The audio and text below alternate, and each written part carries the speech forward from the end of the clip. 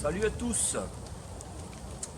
Aujourd'hui je vais vous présenter 5 astuces qui peuvent vous servir pour le bivouac et aussi pour le trekking. On va commencer par la première. Je vous l'avais déjà montré lors de mes dernières rando bivouac. Donc c'est mon petit sac isotherme que je me suis fait dans mon pare-soleil, dans un pare-soleil de voiture,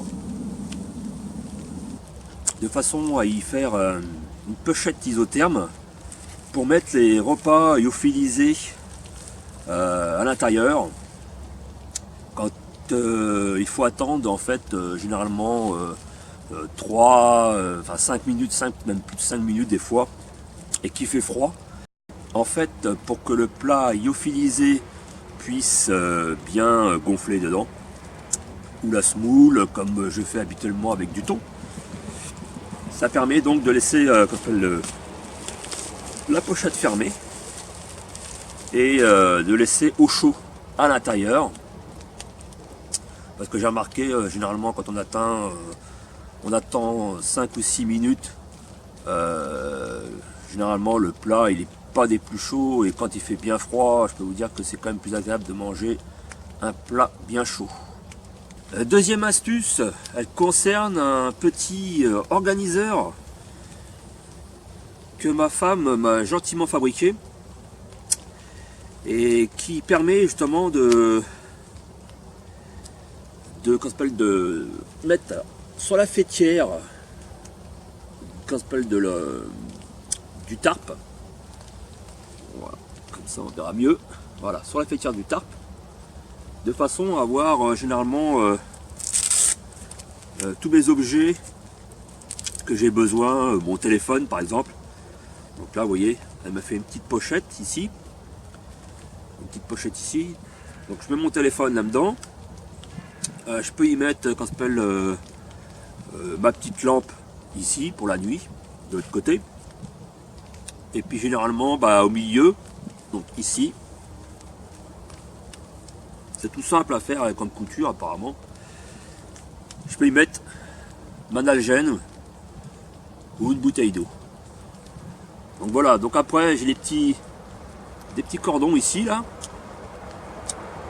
qui me permettent donc avec des mousquetons et des nœuds poussiques de pouvoir le tendre.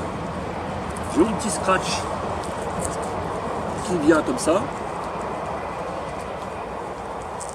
Et après donc j'ai la possibilité donc de le tendre et ça reste en place. Bon là vous voyez ma faîtière n'est pas du tout tendue, donc ça fait pas le job. Mais voilà, ça se présente comme ça.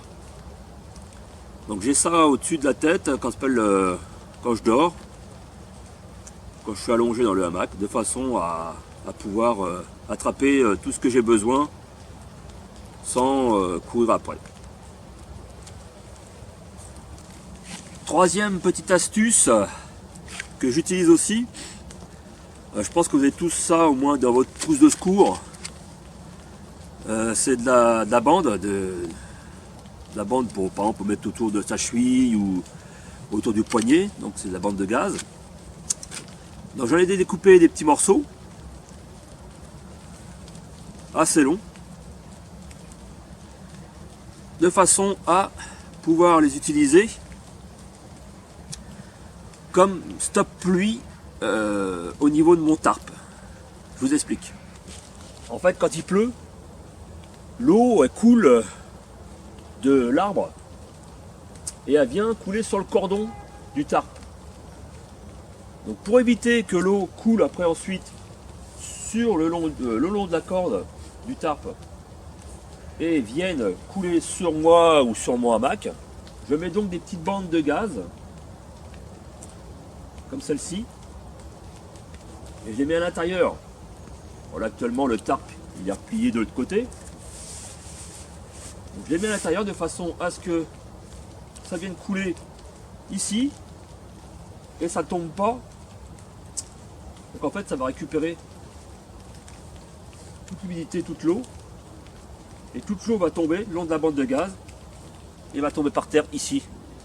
Et non sur mon duvet ou sur mon hamac. Voilà, donc des petites bandes de gaz, toutes simples comme celle-ci.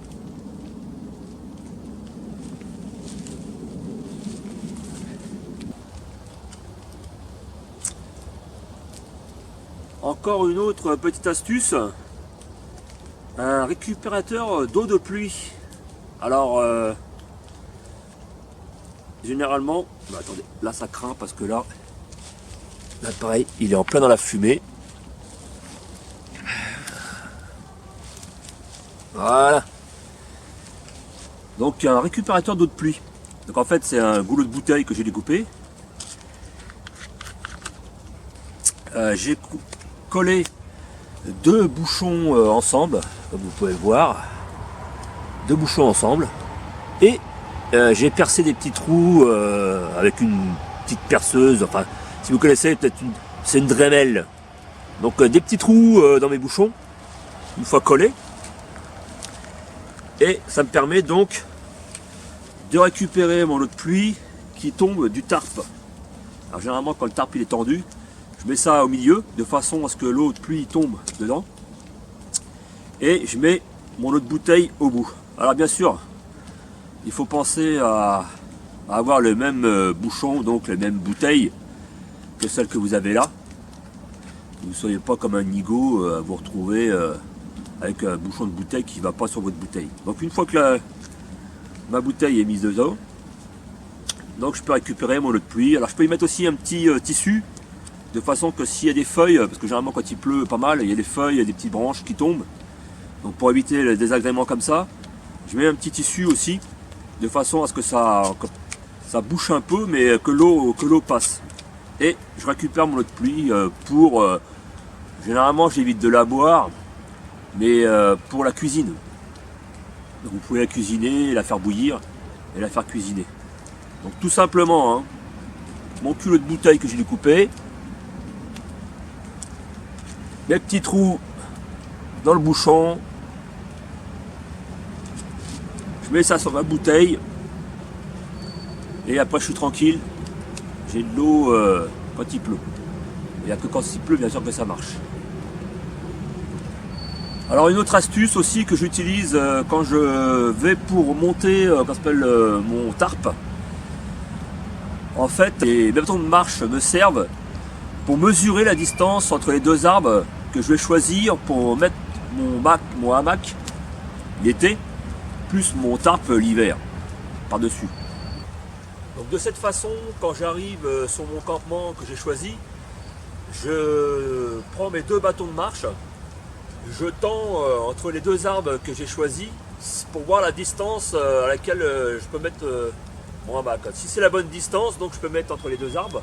Sinon, généralement, je choisis d'autres arbres de façon à ce que la distance soit bonne pour mettre mon hamac et mon tarp. Comme ça, j'ai pas besoin de calculer avec les... Putain, mais ça fait chier ce feu là.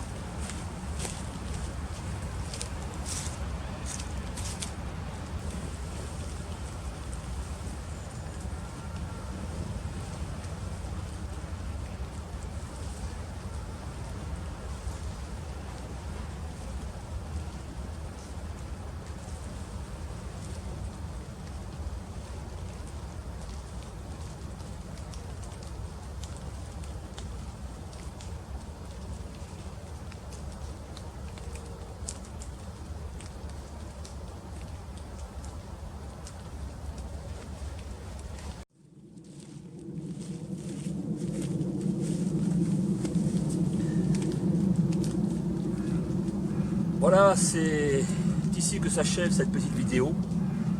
J'espère qu'elle vous aura plu. Elle est courte, mais bon, c'est des petites astuces des fois qu'on ne peut pas penser. Et puis au fil du temps, on essaie de s'organiser de façon à...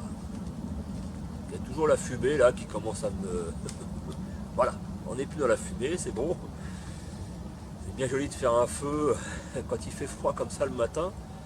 Mais le problème, c'est que la fumée, elle passe des fois devant la caméra. Voilà. Donc je disais que s'achève ici cette petite vidéo. J'espère que ces petites idées vous serviront par la suite pour vos sorties bivouac et bushcraft. Voilà, sur ce je vous dis à la prochaine et bonne balade.